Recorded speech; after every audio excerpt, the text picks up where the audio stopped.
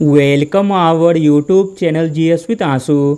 दोस्तों, बिहार प्रधान शिक्षक के लिए समान अध्ययन का 50 क्वेश्चन का सेट लगाते हैं। इसमें सारे प्रश्न बहुत ही इम्पोर्टेंट दिए गए हैं जो आपके एग्ज़ाम में आने की पूरी संभावना है। साथ में जो लोग 67वीं बीपीएससी पीटी की तैयारी कर रहे हैं तो वो लोग भी इस सेट को जरूर लगाएं। चलिए शुरू करते हैं। पहला प्रश्न है, बिहार में असहयोग आंदोलन के दौरान किसने सदाकत आश्रम की स्थापना की थी? तो दोस्तों, सदाकत आश्रम की स्थापना की थी मजरुल हक ने। मजरुल हक ने असहयोग आंदोलन के दौरान दीघा पटना में सदाकत आश्रम की स्थापना की थी। अगला प्रश्न है, सितंबर 1928 में हिंदुस्तान सोशलिस्ट रिपब्लिकन आर्मी की बैठक में बिहार के किस क्रांतिकारी ने भाग लिया था? तो दोस्तों, सितंबर 1928 में हिंदुस्तान सोशलिस्ट रिपब्लिकन आर्मी की बैठक में बिहार से भाग लिया था फणींद्रनाथ घोष ने। अगला प्रश्न है, नमक सत्याग्रह के दौरान चर्चित स्थल नखास पिंड निम्न में से किस राज्य में स्थित था? तो दोस्तों, नमक सत्याग्रह के दौरान चर्चित स्थल नखास पिंड का संबंध था बिहार राज्य से। नमक सत्याग्रह के दौरान चर्चित स्थल नखास पिंड का संबंध पटना बिहार से है। इस स्थान को सविनय अवज्ञा आंदोलन के दौरान नमक कानून को भंग करने के लिए चुना गया था। अगला प्रश्न है, निम्नलिखित में से कौन सा युग्म सुमेलित नहीं है? तो दोस्तों, इसका राइट आंसर हो जाएगा ऑप्शन नंबर ए, उपयुक्त में से कोई नहीं, क्योंकि इसमें चारों के चारों सुमेलित दिए गए हैं। बंदी जीवन के लेखक हैं सचिन नाथ सान्याल। इंडियन स्ट्रगल के लेखक हैं सुभाष चंद्र बोस। इंडिया डिवाइडेड के लेखक हैं doctor Rajendra Prasad. Annihilation of caste के लेखक हैं बी.आर. अम्बेडकर। अगला प्रश्न है, भारत के स्वतंत्रता संग्राम से संबंधित निम्नलिखित घटनाओं में सबसे अंत में कौन सी घटना घटित हुई थी? तो दोस्तों, सबसे अंत में घटना हुई थी भारतीय राष्ट्रीय कांग्रेस का अमृतसर अधिवेशन। भारतीय राष्ट्रीय कांग्रेस का अमृतसर अधिवेशन जो कि 2 दिसंबर 1919 को हुआ था, जबकि रोलेट अधिनियम 19 मार्च 1919 को हुआ था। जलियांवाला बाग हत्याकांड 13 अप्रैल 1919 को हुआ था तथा रोलेट सत्याग्रह 6 अप्रैल 1919 को हुआ था। अगला प्रश्न है, किस गवर्नर जनरल के कार्यकाल में कोलकाता में एशियाटिक सोसाइटी की स्थापना की गई थी? तो दोस्तों, वह गवर्नर जनरल का नाम है वारेन हेस्टिंग्स। एशियाटिक सोसाइटी की स्थापना वारेन हेस्टिंग्स के कार्यकाल में 1784 में बंगाल में विलियम जोन्स के द्वारा की गई थी। अगला प्रश्न है, भारत में कर्जन के प्रशासन की तुलना औरंगजेब से किसने की थी? इम्पोर्टेंट प्रश्न है। तो दोस्तों, भारत में कर्जन के प्रशासन की तुलना औरंगजेब से की थी गोपाल कृष्ण गोखले ने। अगला प्रश्न है, रंपाओ के विद्रोह का नेतृत्व निम्नलिखित में से किसने किया था? तो दोस्तों, रंपाओ के विद्रोह का नेतृत्व किया था सीताराम राजू ने। रंपा विद्रोह जो कि आंध्र प्रदेश में हुआ था। अगला प्रश्न है, सर्वप्रथम किस गवर्नर जनरल ने प्रेस पर सेंसरशिप लागू किया था? तो दोस्तों, प्रेस पर सेंसरशिप लागू किया था लॉर्ड वेलेस्ली ने। अगला प्रश्न है, किस वर्ष बाल गंगाधर तिलक को पत्रकारिता के लिए पहली बार सजा मिली थी?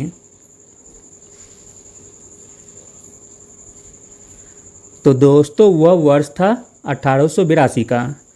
1882 में बाल गंगाधर तिलक को पत्रकारिता के लिए पहली बार सजा मिली थी। अगला प्रश्न है, साधारण ब्रह्म समाज की स्थापना किसने की थी? साधारण ब्रह्म समाज की स्थापना की गई थी शिवनाथ शास्त्री और आनंद मोहन बोस के द्वारा। इस प्रकार ऑप्शन नंबर ई सही हो जाएगा, उपयुक्त में से एक से अधिक। अगला प्रश्न है, नेटिव मैरिज एक्ट के द्वारा लड़कियों एवं लड़कों के विवाह की न्यूनतम आयु क्रमशः 14 वर्ष एवं 18 वर्ष निर्धारित की गई थी। यह एक्ट किस वर्ष पारित हुआ था? तो दोस्तों यह एक्ट पारित हुआ था 1872 में, जो कि ऑप्शन में नहीं दिया गया है। इस प्रकार हमारा आंसर ऑप्शन नंबर ई हो जाएगा, उपयुक्त में से कोई नहीं। अगला प्रश्न है, निम्नलिखित में से किस रचना के माध्यम से राजा राम मोहन राय ने सती प्रथा का विरोध किया था?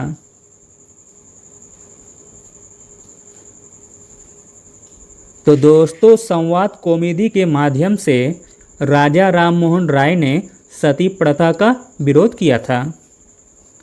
अगला प्रश्न देखते हैं, निम्न में से कांग्रेस के किस अधिवेशन में राष्ट्रीय आर्थिक कार्यक्रम एवं मौलिक अधिकार संबंधी प्रस्ताव पारित किए गए थे?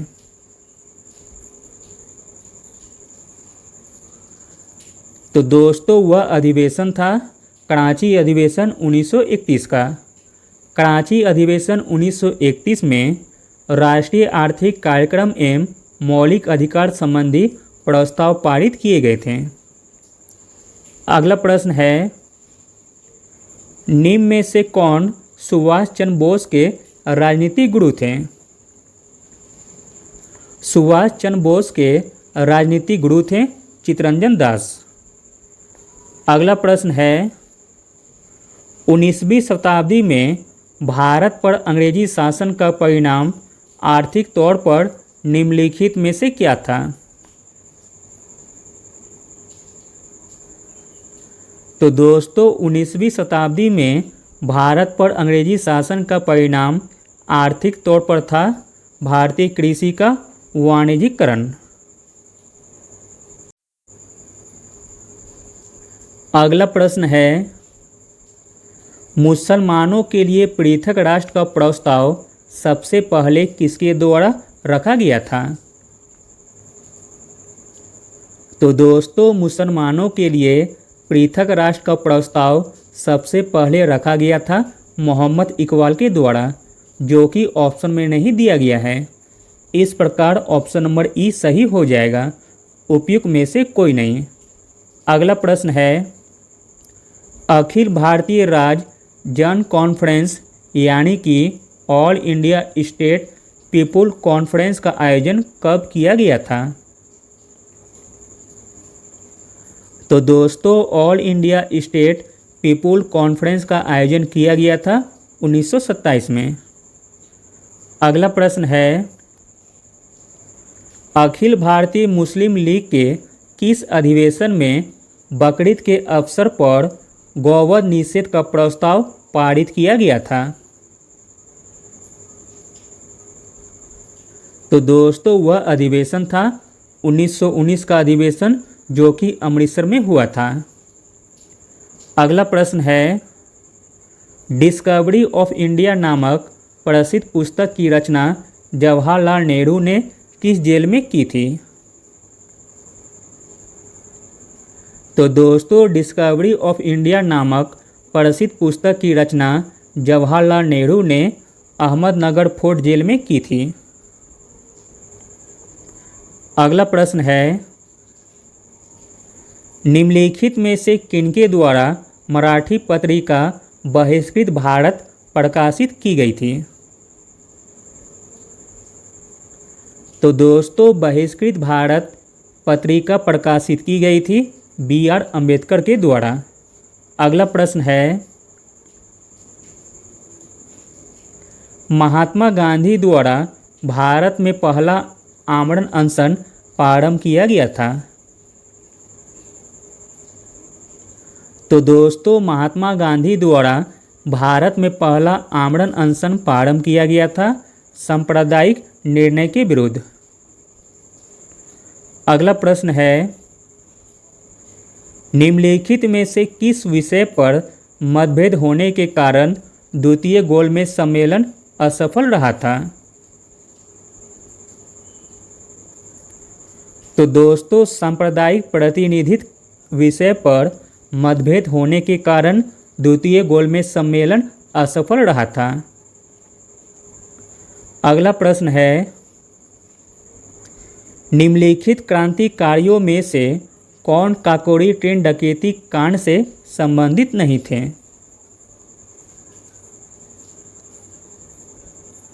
तो दोस्तों काकोरी ट्रेन डकैती कांड से संबंधित नहीं थे सुखदेव, जबकि रोशन सिंह, अशफाक उल्लाह खां तथा रामप्रसाद बिस्मिल यह तीनों काकोरी ट्रेन डकैती से संबंध हैं। काकोरी ट्रेन डकैती जो कि 9 अगस्त 1925 को हुई थी। अगला प्रश्न देखते हैं, अगला प्रश्न है, वर्ष 1912 में कांग्रेस का 27वां अधिवेशन बांकीपुर पटना में आयोजित किया गया, इसके अध्यक्ष कौन थे? इम्पोर्टेंट प्रश्न है।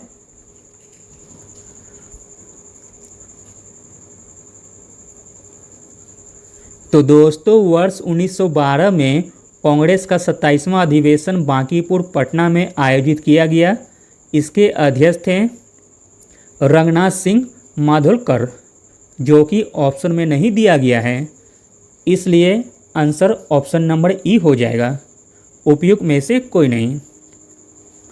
अगला प्रश्न है, निम्नलिखित में से किसने ओदनपुरी बिहार का निर्माण करवाया था? तो दोस्तों ओदनपुरी बिहार का निर्माण करवाया गया था गोपाल के द्वारा, गोपाल जो कि पाल वंश से संबंधित थे। अगला प्रश्न है, निम्नलिखित में से किस अधिनियम में भारतीय ईसाइयों तथा आंग्ल भारतीयों के प्रतिनिधित्व के लिए पृथक निर्वाचक मंडल बनाने जाने का प्रावधान किया गया था? तो दोस्तों वह अधिनियम था भारत शासन अधिनियम 1919 का। अगला प्रश्न देखते हैं, महमूद गजनवी के भारत आक्रमण का मुख्य उद्देश्य क्या था? तो दोस्तों महमूद गजनवी के भारत आक्रमण का मुख्य उद्देश्य था धन की प्राप्ति। अगला प्रश्न है, अत्यंत सुरीले अंदाज में कुरान पढ़ने के कारण निम्न में से कौन सा शासक कुरान खां के नाम से प्रसिद्ध हुआ था?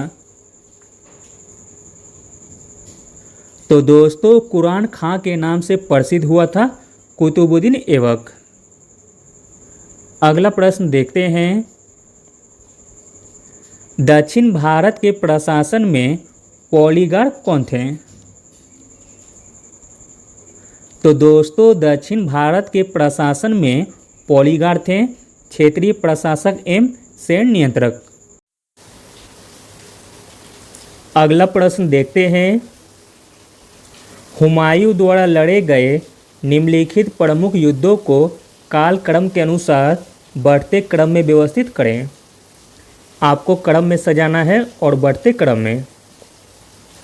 चौसा का युद्ध हुआ था दोस्तों 1539 में, कन्नौज का युद्ध हुआ था 1540 में, देवड़ा का युद्ध हुआ था 1532 में और सरहिंद का युद्ध हुआ था 1555 में। तो दोस्तों इसका राइट आंसर हो जाएगा ऑप्शन नंबर ए। पहले हुआ था देवड़ा का युद्ध 1532 में, फिर इसके बाद हुआ था चौसा का युद्ध 1539 में, फिर इसके बाद हुआ था कन्नौज का युद्ध 1540 में और लास्ट सरहिंद का युद्ध 1555 में। अगला प्रश्न है, अकबर का दीन ए इलाही धर्म एकेश्वरवाद पर आधारित था। अकबर ने इसकी शुरुआत कब की थी? तो दोस्तों अकबर ने दीन ए इलाही धर्म की शुरुआत की थी 1582 में, जो कि ऑप्शन में नहीं दिया गया है। इस प्रकार ऑप्शन नंबर ई सही हो जाएगा, उपयुक्त में से कोई नहीं। अगला प्रश्न है, जूनागढ़ अभिलेख में निम्न में से किस शासक के संदर्भ में विवरण मिलता है? तो दोस्तों जूनागढ़ अभिलेख में विवरण मिलता है रुद्रदामन का, अस्कंदगुप्त का, चंद्रगुप्त मौर्य का तथा अशोक का। तो दोस्तों इसका राइट आंसर हो जाएगा ऑप्शन नंबर ई, उपयुक्त में से एक से अधिक। अगला प्रश्न है, देवी चंद्रगुप्तम किसकी प्रसिद्ध रचना है? इम्पोर्टेंट प्रश्न है। तो दोस्तों देवी चंद्रगुप्तम प्रसिद्ध रचना है विशाखदत्त का। अगला प्रश्न है, निम्नलिखित में से किस स्तूप का संबंध बुद्ध के जीवन की किसी घटना से नहीं रहा है? तो दोस्तों सांची का स्तूप का संबंध बुद्ध के जीवन की किसी घटना से नहीं रहा है, जबकि सारनाथ, कुशीनीरा तथा बोध गया यह तीनों का संबंध बुद्ध के जीवन से रहा है। अगला प्रश्न है, हड़प्पा सभ्यता का महत्वपूर्ण स्थल सूतकांगेडोर किस नदी के किनारे स्थित था? सूतकांगेडोर स्थित था दासत नदी पर। अगला प्रश्न है, सिंधु घाटी सभ्यता एवं वैदिक सभ्यता में अंतर का आधार नहीं है। तो दोस्तों इसका राइट आंसर हो जाएगा ऑप्शन नंबर ई, उपयुक्त में से कोई नहीं, क्योंकि ये चारों के चारों सिंधु घाटी सभ्यता एवं वैदिक सभ्यता में अंतर था। विकसित नगरीय व्यवस्था, लोहे एवं युद्धजनक हथियार की कमी, चित्रलेखीय कमी तथा उन्नत जल प्रबंधन। अगला प्रश्न है, वर्तमान में उच्चतम न्यायालय में कुल कितने न्यायाधीश हैं? तो दोस्तों वर्तमान में उच्चतम न्यायालय में 34 न्यायाधीश हैं। अगला प्रश्न है, लोकसभा में किसी विधेयक पर आम बहस निम्नलिखित में से किस स्तर पर होती है? तो दोस्तों लोकसभा में किसी विधेयक पर आम बहस द्वितीय वाचन में होती है। किसी भी विधेयक को पुनः स्थापित करने का प्रक्रम उसका प्रथम वाचन होता है। द्वितीय वाचन में विधेयक पर विचार विमर्श होता है। सदन के सदस्य इसी स्तर पर आम बहस करते हैं। अगला प्रश्न है, निम्नलिखित में से संविधान के किस अनुच्छेद के तहत राज्य वित्त आयोग का गठन किया जाता है? इम्पोर्टेंट प्रश्न है। राज्य वित्त आयोग का गठन किया जाता है 243 का आई में। राज्य वित्त आयोग का गठन प्रत्येक 5 वर्ष पर किया जाता है। अगला प्रश्न है, निम्न में से कौन सा युग्म सुमेलित नहीं है? तो दोस्तों जो सुमेलित नहीं है वो है ऑप्शन नंबर बी, राज्यसभा के सदस्यों का निर्वाचन आयरलैंड, जो कि दोस्तों गलत दिया गया है। राज्यसभा के सदस्यों की निर्वाचन पद्धति दक्षिण अफ्रीका के संविधान से ली गई है। बाकी सभी सही दिए गए हैं। संसदीय विशेषाधिकार ब्रिटेन से लिया गया है। राज्यों में राज्यपाल की नियुक्ति कनाडा से ली गई है। उपराष्ट्रपति का पद संयुक्त राज्य अमेरिका से लिया गया है। अगला प्रश्न देखते हैं।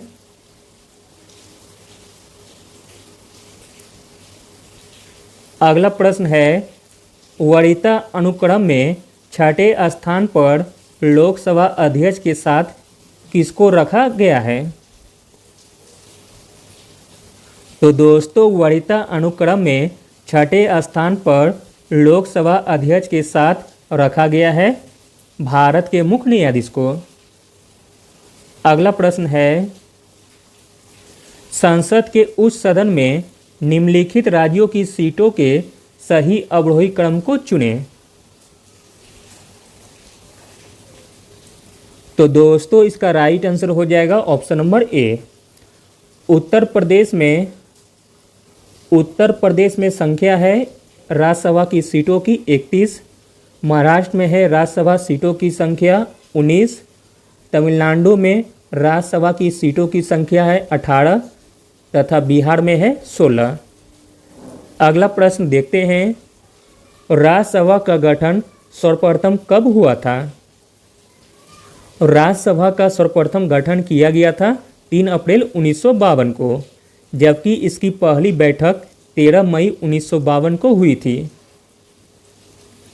अगला प्रश्न है, एक उच्च न्यायालय का न्यायाधीश अपना त्यागपद संबोधित करता है। आसान सा प्रश्न है। तो दोस्तों, एक उच्च न्यायालय का न्यायाधीश अपना त्यागपद संबोधित करता है राष्ट्रपति को। अगला प्रश्न है, निम्नलिखित में से किसने संविधान के भाग 3 में उल्लेखित अनुच्छेद 32 को संविधान का आत्मा कहा है?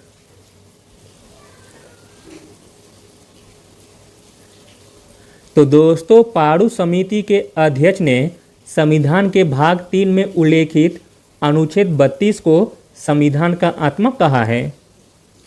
संविधान के अनुच्छेद 32 में मौलिक अधिकारों के संरक्षण हेतु उपचारों के अधिकार का वर्णन किया गया है।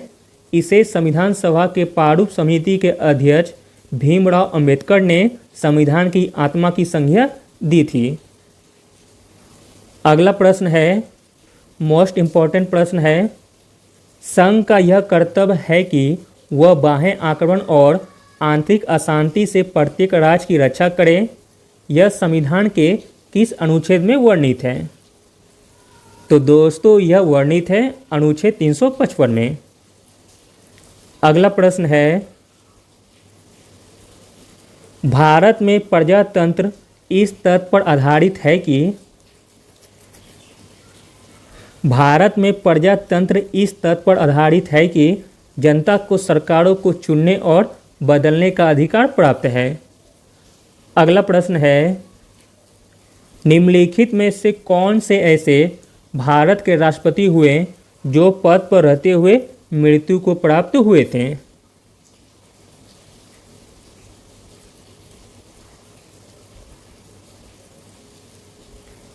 तो दोस्तों, भारत के राष्ट्रपति जो पद पर रहते हुए मृत्यु को प्राप्त हुए थे वे थे जाकिर हुसैन तथा फखरुद्दीन अली अहमद। तो दोस्तों, इसका राइट आंसर हो जाएगा ऑप्शन नंबर ई, उपयुक्त में से एक से अधिक। अगला प्रश्न देखते हैं, निम्न में से किसे राज्यपाल नियुक्त कर सकता है लेकिन उसे उसके पद से हटा नहीं सकता है? तो दोस्तों, राज्य लोक सेवा आयोग के अध्यक्ष और राज्य निर्वाचन आयुक्त को राज्यपाल नियुक्त कर सकते हैं लेकिन उसे उसके पद से हटा नहीं सकते हैं। और राज्य लोक सेवा आयोग के अध्यक्ष को राष्ट्रपति के द्वारा हटाया जाता है, जबकि राज्य निर्वाचन आयुक्त को उच्च न्यायालय के न्यायाधीश की भांति पद से हटाया जाता है। Thank you.